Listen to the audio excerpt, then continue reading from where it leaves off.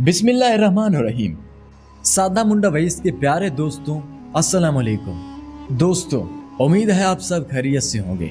आज हम बात करेंगे एक ऐसी ही नेमत पर जिसे हमारे दीन में बेहद अहमियत दी गई है और जिसकी मौजूदगी के बगैर ये कायनात नामुकम्मल है। पानी।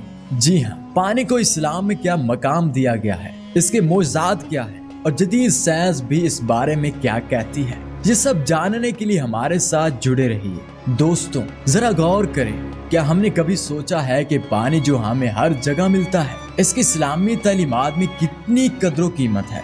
कुरान मजीद में अल्लाह ताला ने पानी को ऐसी नेमत कहा जिससे जिंदगी का हर जरा वजूद में आया। इरशाद बारी ताला है, और हमने हर जिंदा चीज को पानी से पैदा किया। क्या बात है। अल्लाह का ये फरमान आज से 1400 साल पहले हमें ये बताता है कि पानी हर चीज की बुनियाद है। दोस्तों, अल्लाह ताला के इस फरमान का जदीद साइंस ने भी एतराफ किया है। आज के साइंसदान ये तस्लीम करते हैं कि जमीन पर जिंदगी का आगाज पानी में हुआ।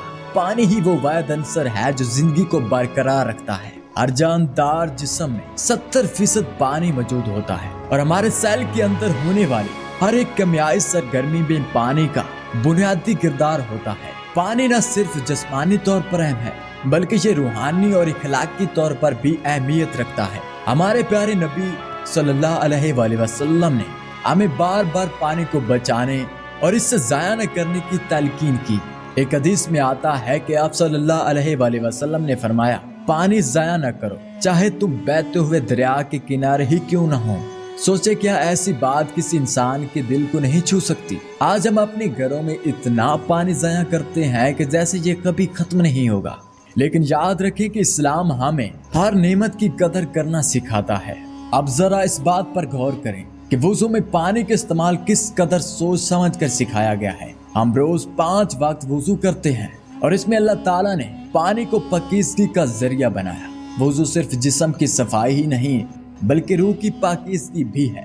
जदीद साइंस कहती है कि पानी से चेहरा, हाथ और पाँव धोने से न सिर्फ जिस्म में ताजगी आती है बल्कि ये अम्बल जिस्मानी बैक्टीरिया को भी खत्म करता है। साइंस कहती है जब हम पानी को जिस्म पर बहाते हैं तो इससे हमारी जिल्द की सतह पर मौजूद जरासीम कम हो जाते हैं और इससे जिस्म का दर्जा हरारत भी मुतदिल रहता है। लेकिन इस्लाम ने वुज़ू को सिर्फ जिस्मानी नहीं बल्कि रूहानी पाकीज़गी से भी जोड़ा है। जब हम वुज़ू करते हैं तो ये हमारी थकन को कम करता है, हमें ताजगी देता है और दिलो दिमाग को साफ करता है। दोस्तों, अल्लाह ताला ने पानी को एक ऐसी नेमत बनाया जिसका कोई नेमुल बदल नहीं। लेकिन क्या हमने कभी सोचा कि हमारे बेजा इस्तेमाल से ये अजीम नेमत कितनी तेजी से खत्म हो रही है।